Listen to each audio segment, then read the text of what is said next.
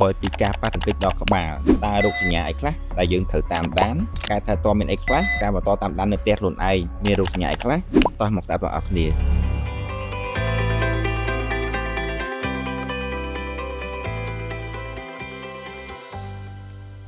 បន្ទាប់ពីអ្នកជំងឺដែលគាត់ដួលអកក្បាលហើយ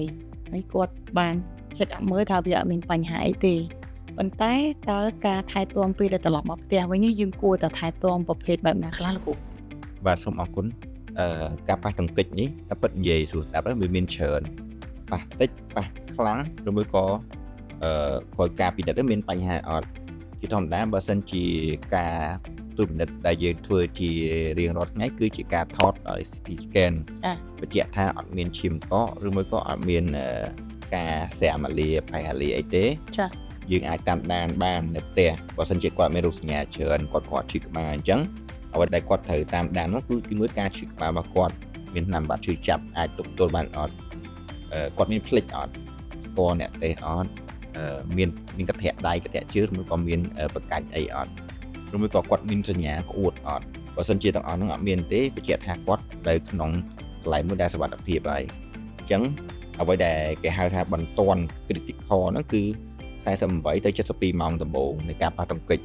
បើសិនជាគាត់លេចជារោគសញ្ញាហ្នឹងជាសញ្ញាមួយបញ្ជាក់ថាប្រហែលជាមានអីមួយនៅក្នុងខួរក្បាលគាត់ហើយអាចលើកទី1ថតអត់ឃើញអីប៉ុន្តែពេលមកដល់ទេអាចមានការប្រែប្រួលអញ្ចឹងបើសិនជាគាត់មានសញ្ញាដែលខ្ញុំរៀបរាប់ខាងលើហ្នឹងត្រូវទៅត្រឡប់ជួបគ្រូពេទ្យដែលពិនិត្យគាត់ដំបូងវិញមួយក៏គ្រូពេទ្យនៅជិតផ្ទះគាត់ដើម្បីពិមើលតើរោគសញ្ញាហ្នឹងត្រូវបន្ទាន់អីចាចុះបើផុតពី72ម៉ោងហើយនិយាយចង់និយាយថាអត់មានរោគសញ្ញាអីទេអញ្ចឹងក៏ផុតពី72ម៉ោងតើ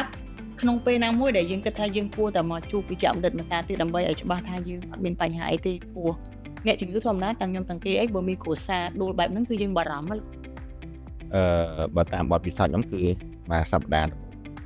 អាចមកជួបគ្រូពេទ្យផ្នែកគ្រូក្បាលតាមដានមើលសាកសួរមើលពិនិត្យមើលមិនដែរបាទគាត់មិនដែរឈឺអត់មានឈឺនៅកអត់បើតែចាប់អារម្មណ៍មួយទេគឺភ្នែកគាត់ភ្លេចចាប់អារម្មណ៍ដែរតែភ្នែកគាត់មិនដែរមើលឃើញមានរីករាយភ្នែកអីអត់ចឹងណាហើយមួយទៀត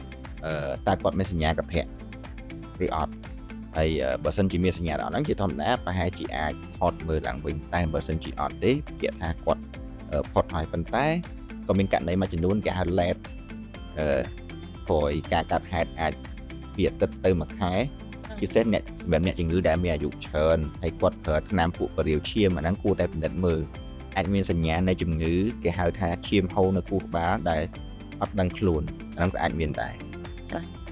អញ្ចឹងចុះបើសិនជាឧទាហរណ៍ថាអ្នកជំងឺគាត់ដឹងថាខ្លួនឯងមានជំងឺថ្នាំបរិយាឈាមដូចលោកគ្រូនិយាយបាញ់ចុះអ្នកជំងឺប្រភេទហ្នឹងតើបន្ទាប់ពីគាត់លក់ប៉ះទង្គិចក្បាលហើយអ្វីដែលគាត់ត្រូវតែបារម្ភបំផុតលោកគ្រូឬក៏យើងគួរតែធ្វើបែបណាចំពោះអ្នកជំងឺប្រភេទដែលលេបថ្នាំបរិយាឈាមហ្នឹងលោកគ្រូបទពិសោធន៍ដែលខ្ញុំព្យាបាលគឺតាមមូលហេតុអីដែលគាត់លេបថ្នាំបរិយាឈាមចា៎ដោយសារគាត់មានជំងឺបេះដូងដាក់រស័ព្ទបេះដូងឬក៏ធ្លាប់មានជំងឺរបៀបសរសៃដែលប្រើ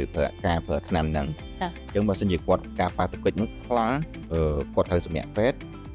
ហើយអាចមានហានិភ័យនៃការហូរឈាមជាធម្មតាអានឹងត្រូវបន្ថយមួយក៏បញ្ឈប់វារយៈពេលខ្លីសិនចា៎ហើយបានយើងប្រើវាឡើងវិញ